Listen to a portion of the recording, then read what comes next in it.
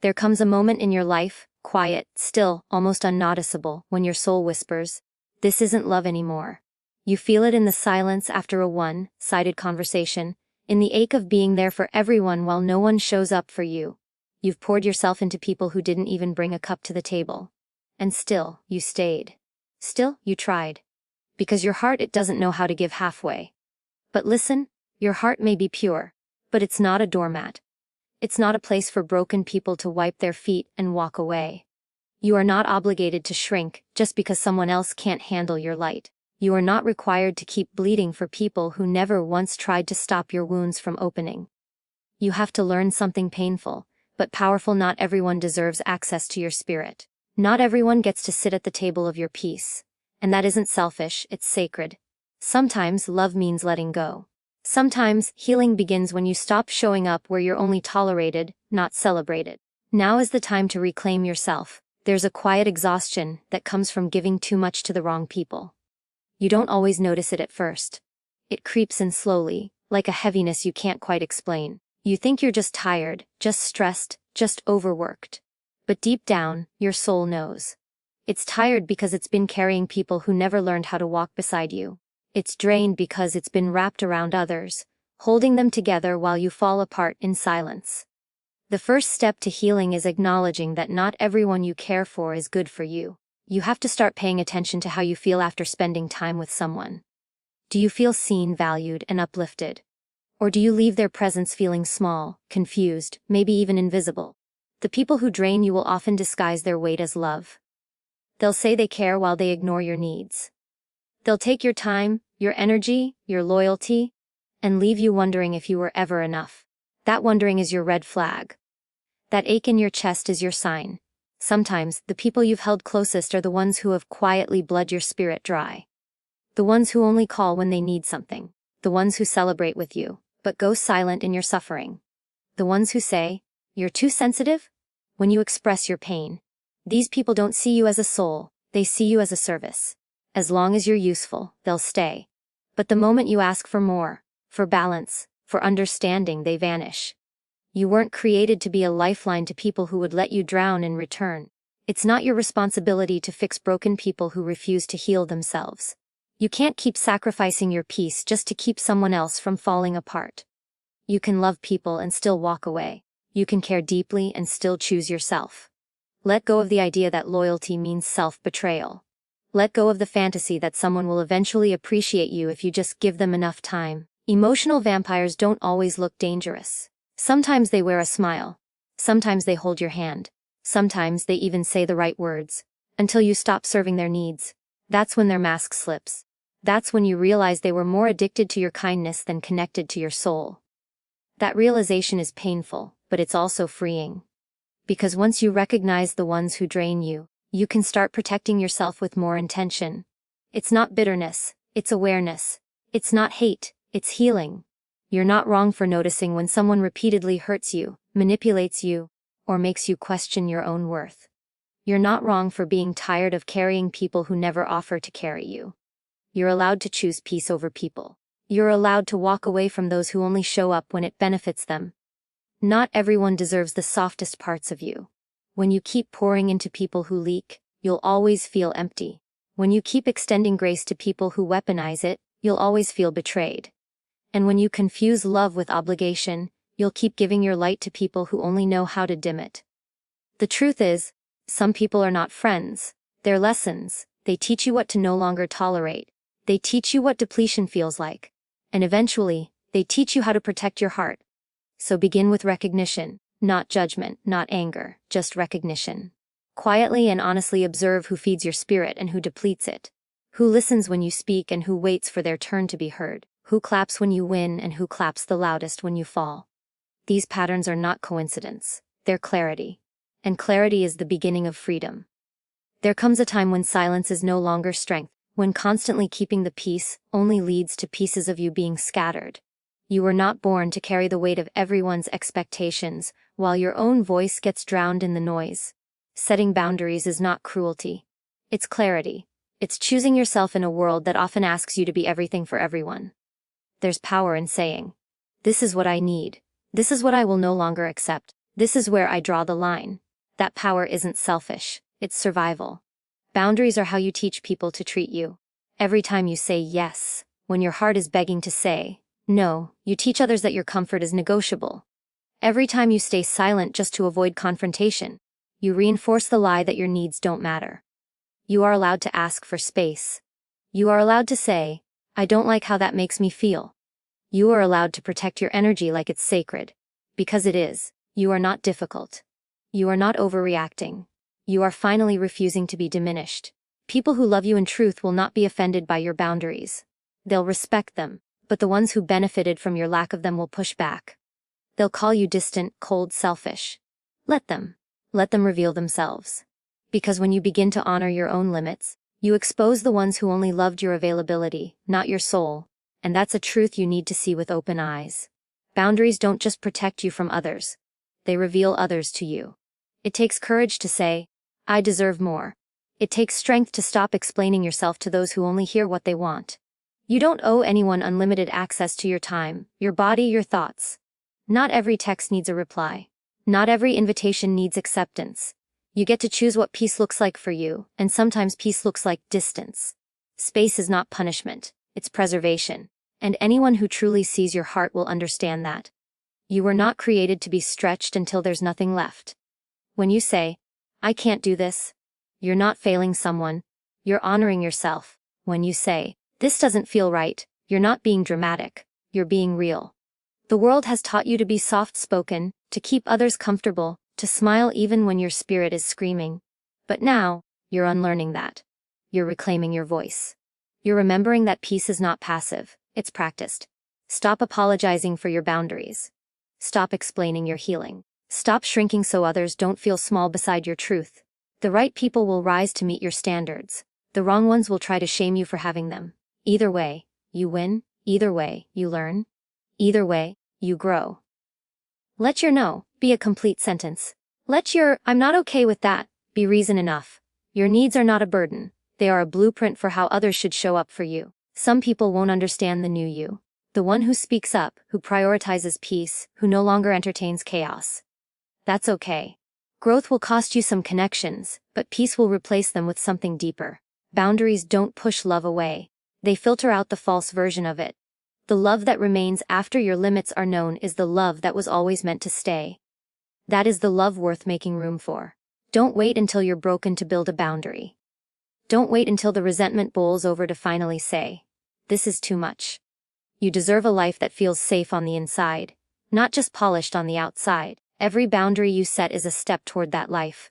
Every hard conversation, every moment you choose your needs, is a declaration that you will no longer betray yourself to please others. That is not selfishness. That is soul preservation. Some of the deepest wounds are left open by people who walked away without a word, without an explanation, without the decency of a goodbye. And so you wait. You wait for that message, that apology, that one conversation that might make it all make sense. But the truth is, some people will never give you closure because they were never capable of offering the honesty you needed. Waiting for closure from someone who broke you is like expecting fire to heal what it burned. The healing you deserve can't come from the same place that hurt you. You replay the memories, searching for the exact moment it all started to fall apart. You wonder if it was something you said, something you missed, something you could have done differently. But the truth is, you could have given your soul, and it still wouldn't have been enough for someone who wasn't ready to receive it. People who leave without accountability are not running from you. They're running from the truth they can't face. And no amount of waiting will make them return with the answers your heart craves. Closure is not about understanding them. It's about understanding yourself. It's about realizing that your worth was never tied to their ability to stay. You don't need a signed letter of apology to move on. You don't need them to finally say the words you wanted to hear. What you need is to stop begging people to acknowledge the pain they caused. You need to stop reopening the wound just to see if they care. Because they knew what they were doing. And they did it anyway. You can forgive someone without speaking to them again. You can let go without getting validation. You can move forward without receiving permission. Closure isn't a conversation. It's a decision. It's standing at the door of that heartbreak and choosing to walk through it on your own. Not because you got the answers, but because you finally stopped asking the wrong questions. You stopped believing their silence was a reflection of your worth. It never was. You deserve peace now, not later, not when they finally reach out, not when the stars align and they suddenly become who you needed them to be. Peace begins the moment you stop expecting broken people to fix the cracks they left in you. Some people are not meant to return and explain. Some people were only meant to teach.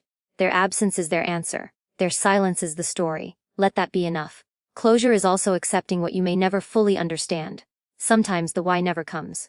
Sometimes they ghost you, lie to you, betray you, and then go on as if nothing happened. That injustice feels unbearable, but chasing it will only reopen wounds that were meant to scar and remind you of your growth. The greatest revenge is not clarity. It's healing. It's waking up one day and no longer needing them to make it make sense. There is peace in saying, I don't need anything more from you. There is power in declaring that your healing is your responsibility now, not theirs. You get to choose when the story ends. You get to choose when the tears stop. You get to choose when the chapter closes, not because they gave you a proper ending, but because you wrote your own. The freedom in that is immeasurable. You're not weak for letting go without closure. You're brave for not waiting anymore. So stop refreshing that thread of texts. Stop checking if they viewed your story. Stop decoding their last words like they held the meaning of your soul. The real meaning lies in you. In the fact that you are still standing, still growing, still soft despite it all. You don't need closure to be whole again. You just need the courage to create it from within. Because peace isn't given, it's claimed. And it begins the moment you stop needing someone else to hand it to you. There's a moment, often in the quiet, when the weight of the pain feels unbearable. It sits in your chest like a stone, pressing against your breath, making it hard to even remember what it felt like to be light. You ask yourself why. Why did they hurt you? Why didn't they choose you? Why did life take such a sharp turn without warning? And in that space of sorrow, it's easy to believe the pain will break you. But the truth is, pain is not the end. It's the invitation, the spark. The place where your strength begins to awaken. You see, pain shows up to strip away the illusions. It removes the masks, the fantasies, the people you tried to carry who never had the intention of walking beside you. It teaches you who's real. It forces you to face the places where you settled. The moments you stayed silent. The times you abandoned yourself just to feel wanted. Pain doesn't come to destroy you. It comes to reveal you. And in that revelation, you find pieces of yourself you didn't know were buried beneath the noise. Every tear that fell taught you something. Every betrayal forced you to look inward. Every rejection redirected you towards something better, something deeper, something meant. You may not have seen it then. You may have cursed it, fought it, screamed at it. But pain carves out the parts of us that no longer serve who we're becoming. It burns away the falsehoods, leaving only the raw, real, honest version of ourselves. The one that can finally rise. You are not broken because you hurt. You are not weak because you feel. The depth of your pain is a reflection of the depth of your capacity to love, to give, to live fully. That same depth is where your power lies. When you learn to sit with your pain, to honor it without becoming it, you begin to transform. You stop asking, why me? And start whispering, watch me. That shift is subtle, but it's everything. It's where the rebuilding begins. Pain becomes power the moment you stop running from it. When you stop masking it with distractions, people, noise, and numbness. When you finally look it in the face and say, I see you. I feel you. But I will not be owned by you. That's when you take your first step back into the light. Not as who you were before, but as someone more resilient, more aware, more grounded in truth. And you begin to use what once broke you as a blueprint for building. You remember the nights you didn't think you'd make it through. And you use that memory to fuel your fire. You turn every unanswered question into a lesson, every ache into a boundary, every scar into a story that someone else will one day need. Your pain becomes your message, your strength, your evidence that you can be wounded and still rise with grace. They may have taken your time. They may have stolen your trust. They may have left you doubting your worth. But they did not take your power. That belongs to you. It was never theirs to hold. And now that you've touched the bottom, now that you've faced the shadows, you understand your strength in a way comfort could never teach you. That strength will carry you further than you ever imagined. So when you look back, and you will, let the pain remind you, not of what you lost, but of what you gained. You gained clarity. You gained wisdom. You gained yourself. The kind of power that's not loud, not forceful, but unshakable. The kind of power that was born in fire but walks in peace. The kind that turns pain into purpose, and heartbreak into healing. Not by erasing the past, but by rising anyway. There's a silence that follows after someone leaves your life. Not just the absence of their voice, but the absence of the role they played in your story. You feel the quiet in your mornings, in your car rides, in the spaces where laughter used to live. The void feels endless, and you wonder if you'll ever feel whole again. But that emptiness isn't a curse. It's a canvas. It's the space where your next chapter begins. It's the breath before the rebuild. The room you now have to grow into someone stronger, wiser, and more aligned with who you were always meant to be. When you lose someone, or something, that you gave your heart to, it's natural to feel like you've lost a piece of yourself. You gave them your time, your love, your thoughts. They became woven into the fabric of your identity. So when they're gone, there's a tear in that fabric, a gap that feels too wide to ever stitch back together. But you are not a hollow vessel waiting to be filled by another person. You are a soul with purpose, with passion, with dreams that go beyond who walked in and who walked out. Now is the time to look inward. To ask the questions you were too distracted to face. What sets your heart on fire? What makes you feel alive beyond someone else's validation? What have you been putting off because you were too wrapped up in being someone else's peace while you neglected your own? That emptiness you feel is really an invitation. It's a doorway. Step through it, not with fear, but with curiosity. You are not starting over, you are starting forward. When your heart has been cracked open, you see the world differently. Colors look sharper, sounds feel deeper. Your spirit becomes more sensitive, more aware of the things you've been missing. Don't waste this clarity trying to numb the pain or fill the gap with temporary comfort. Fill it with intention, with movement, with meaning. Let the space where they used to be become the place where your purpose begins to bloom. Write the book. Start the business. Travel somewhere you've never been. Reconnect with that version of you who once believed in the impossible. Give yourself fully to something that doesn't ask for your heart just to break it. Pour your energy into things that return it with peace, growth, and a sense of alignment. The time you used to spend overthinking, overgiving, over-chasing, reclaim it.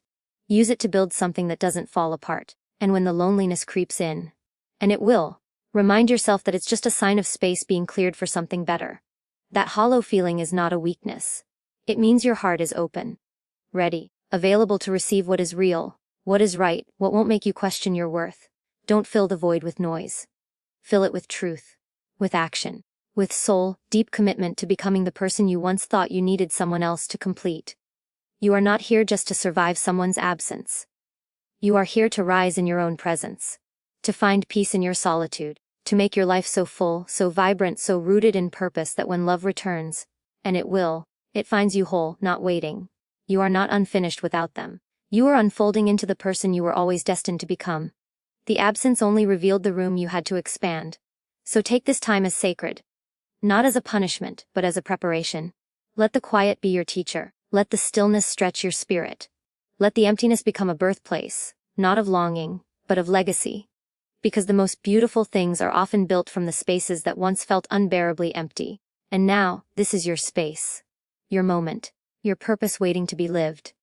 Forgiveness is not about letting someone back into your life. It's about letting yourself move forward without carrying the weight of their betrayal. It's not about pretending the pain didn't happen. It's about refusing to let it define your peace. Forgiveness is a quiet rebellion against bitterness. It's looking at the ashes of what once was and choosing to walk away without revenge in your heart. Not for them, but for you. Because holding on to anger doesn't protect you, it imprisons you. And you weren't born to live bound by someone else's damage. You can forgive someone and still never speak to them again. You can forgive and still delete the number, still unfollow, still choose silence. Because forgiveness doesn't mean access. Forgiveness doesn't mean the relationship deserves resurrection. Sometimes the most powerful form of love is distance. Sometimes you honor your healing by refusing to let the same hands that hurt you hold you again. There is strength in grace, but even more in discernment. You can wish someone well and still walk away with your boundaries intact. People often confuse forgiveness with reunion. They think healing means inviting old wounds to sit at your new table. But growth doesn't mean going backward. Just because you've made peace doesn't mean you have to reopen the door. That bridge burned for a reason. Whether it was through lies, disrespect, manipulation, or repeated neglect, that fire was a signal, a lesson, not an invitation to rebuild. You can love the memory, grieve the loss, and still know deep down it's not meant to return. It's easy to forget the pain when the loneliness kicks in. Easy to romanticize the good parts, to gloss over the hurt, to wonder if maybe you overreacted. But healing requires honesty, and if you have to shrink to make a relationship work, it was never love, it was survival. Rebuilding something with someone who never learned how to value you is not redemption. It's self-sabotage. Forgiveness should never be the pathway to more pain. It should be the release that allows you to rise. There will be people who don't understand your choice to keep your distance. They'll call you cold, say you're holding a grudge, question your compassion. But protecting your peace isn't cruelty, it's clarity. You know what you endured. You remember how many times you stayed when you should have left. You know how hard it was to put yourself back together. And you know that letting someone hurt you again in the name of love isn't growth. It's a cycle. The truth is, some relationships were only meant to teach you how strong you are. How deep your capacity is to love, to endure, to rebuild. But they were never meant to be permanent. They were never meant to follow you into the next chapter. And that's okay. Not every story needs a sequel. Not every connection deserves resurrection. Some bridges need to stay in ruins so you never forget how far you've come and what it took to get here. When you forgive, you do it for your own freedom. To clear the anger from your heart. To make room for better. But forgiveness doesn't mean forgetting. It doesn't mean pretending you weren't changed. It means you honor the lesson without inviting the test again. It means you grow wiser, not harder. More discerning, not more guarded. You carry the scar, but not the bitterness. You remember the pain, but you no longer live in it. So don't be afraid to forgive, and don't be afraid to never look back. Let the bridge burn. Let the past stay in the past. You don't owe anyone your healing. You don't owe them your return. You owe yourself a future that's filled with people who protect your heart, not exploit it. Forgive not to reconnect, but to release. To rise. To reclaim your peace and protect it with everything you've got.